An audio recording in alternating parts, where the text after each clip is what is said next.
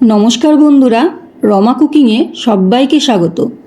চিকেনের অনেক রেসিপি আমি আপনাদের সাথে শেয়ার করেছি, তাই আজকে একই উপকরণ দিয়ে একটু অন্যরকমভাবে ভিন্ন স্বাদে চিকেনের এই রেসিপিটি আপনাদের তৈরি করে দেখাবো, যেটা ভাত হোক বা রুটি পরোটা যে কোনো কিছুর সাথেই খেতে দুর্দান্ত লাগবে। চলুন তাহলে দেখে নেওয়া যাক আমার আজকের দুর্দান্ত স্বাদের চিকেন পাটিয়ালা রেসিপি। চিকেন পাটিয়ালি বানানোর জন্য এখানে আমি 500 চিকেন নিয়েছি। চিকেনটা ভালো করে ধুয়ে জল ঝরিয়ে নিয়েছি। এবার চিকেনটা ম্যারিনেট করে রাখবো। তার জন্য দিয়ে দিচ্ছি আদা, কাঁচা লঙ্কা বাটা, রসুন বাটা, 50 গ্রাম মতো টক দই, দিয়ে দিচ্ছি গোলমরিচের গুঁড়ো, দিয়ে দিচ্ছি লবণ।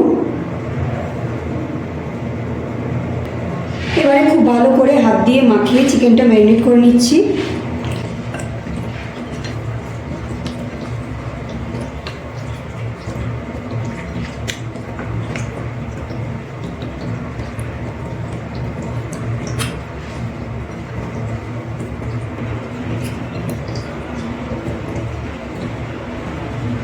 সব কিছু খুব ভালো করে মাখিয়ে নিয়েছি।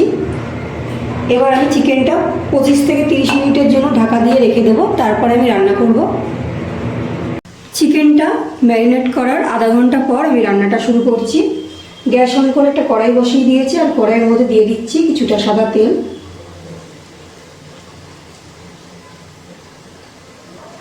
তেল গরম করে নেব। তেল গরম হয়ে গেছে, আর এই গরম তেলের মধ্যে দিয়ে দিচ্ছি একটা শুকনো লঙ্কা, দুটো দারচিনির টুকরো, আর দিয়ে দিচ্ছি 3টে এলাচ আর 3টে লবঙ্গ। ফোড়নটা তেলে কিছুক্ষণ নাড়াচাড়া করে নিচ্ছি।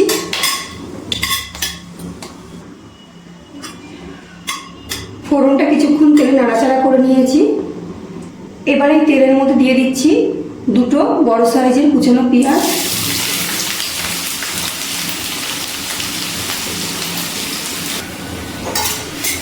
গ্যাসের ফ্লেমটা হাইতে রেখে পেঁয়াজটা ভেজে নিচ্ছি।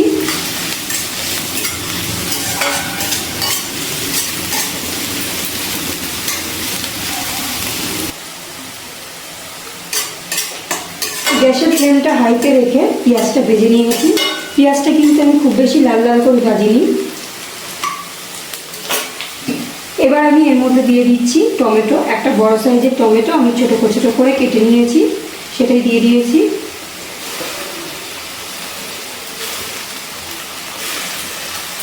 টমেটোটা তাড়াতাড়ি গলে যাওয়ার জন্য দিয়ে দিচ্ছি লবণ।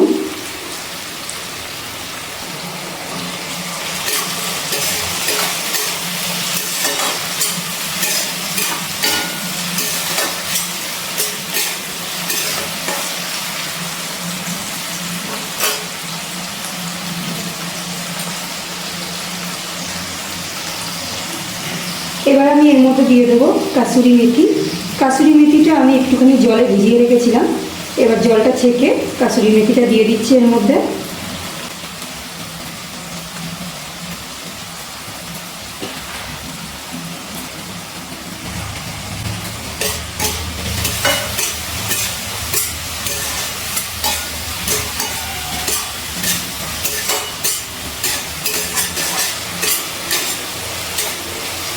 এবারে গ্যাসের ফ্লেমটা মিডিয়ামে রেখে আমি সব কিছু একটু তেলে নাড়াচাড়া করে ভাজা করে নিচ্ছি।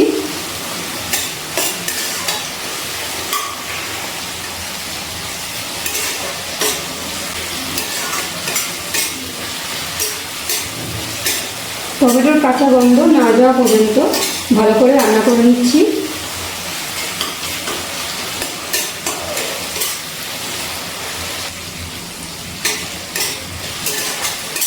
টমেটোটা কিন্তু খুব ভালো করে গলে গেছে।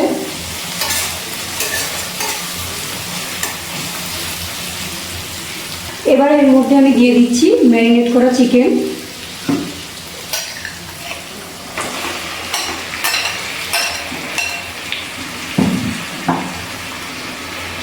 গ্যাসের ফ্লেমটা হাইতে দিয়ে চিকেনটা আমি তেলের মধ্যে নাড়াচাড়া করে কষিয়ে নিচ্ছি।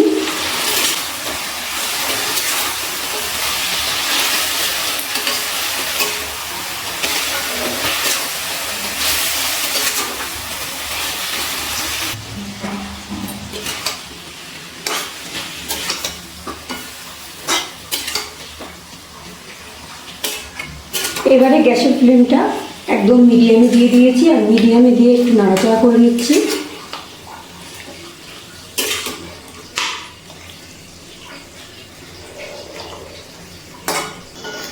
গ্যাসের ফ্লেমটা মিডিয়ামে রেখে একটু নাড়াচাড়া করে নিয়েছি। চিকেন থেকে কিন্তু জল বেরোতে শুরু হয়েছে। এবার আমি এই সময় কিছু গুঁড়ো মশলা দিয়ে দিচ্ছি। 1 চামচ জিরে গুঁড়ো, দিয়ে দিচ্ছি 1 চামচ ধনে গুঁড়ো। আর কোনো মশলা এখানে লাগবে না। এবার আমি ভালো করে কষিয়ে নিচ্ছি চিকেনটা।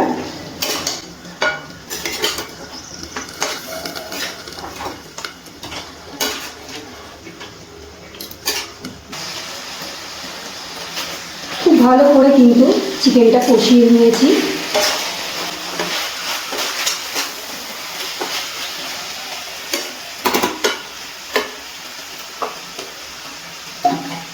এবার আমি এর মধ্যে দিয়ে দিচ্ছি একটু উষ্ণ গরম জল।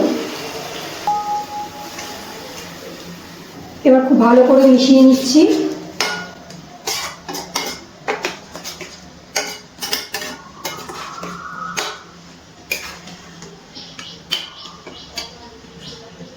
খুব ভালো করে মিশিয়ে নিয়েছি।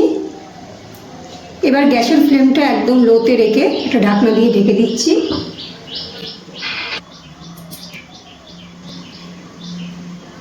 ঢাকনাটা তুলে নিচ্ছি।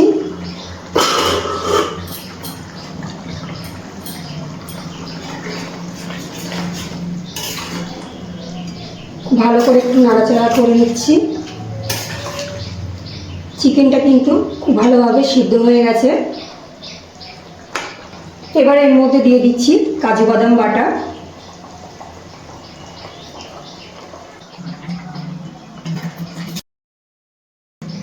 কাজু বাদাম বাটা ভালো করে মিশিয়ে নিচ্ছি।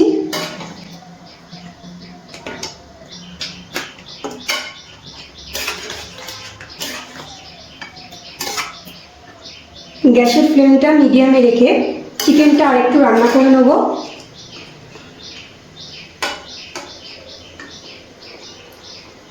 এবার আমি একপাশে একটা ফ্রাই প্যান নিয়ে নিয়েছি, আর এর মধ্যে দিয়ে দিচ্ছি ঘি।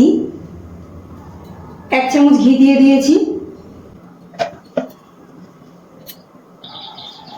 ঘিটা একটু গরম করে নিয়ে এর মধ্যে দিয়ে দিচ্ছি একটু মৌরি। নাড়াচাড়া করে নিচ্ছি। আর দিয়ে দিচ্ছি ক্যাপসিকাম, একটা ছোট সাইজের ক্যাপসিকাম আমি একটু ছোট ছোট করে কেটে নিয়েছি, সেটাই দিয়ে দিয়েছি। আর দিয়ে দিচ্ছি পেঁয়াজ। পেঁয়াজগুলো আমি একটু এইভাবে কেটে নিয়েছি। এর সাথে দিয়ে দিচ্ছি সামান্য একটু লবণ। এবার খুব ভালো করে এগুলো আমি নাড়াচাড়া করে নিচ্ছি। গ্যাসের ফ্লেমটা হাইতে রেখে একটু নাড়াচাড়া করে নেব।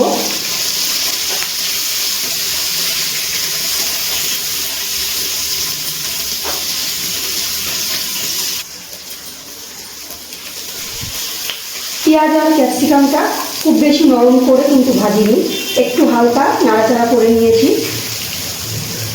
এবার গ্যাসটা অফ করে দিচ্ছি। এবার এই কড়াইয়ের মধ্যে এটা ঢেলে দিচ্ছি। খুব ভালো করে সব কিছু নাড়াচাড়া করে আরও একবার একটুখানি ফুটিয়ে নিচ্ছি।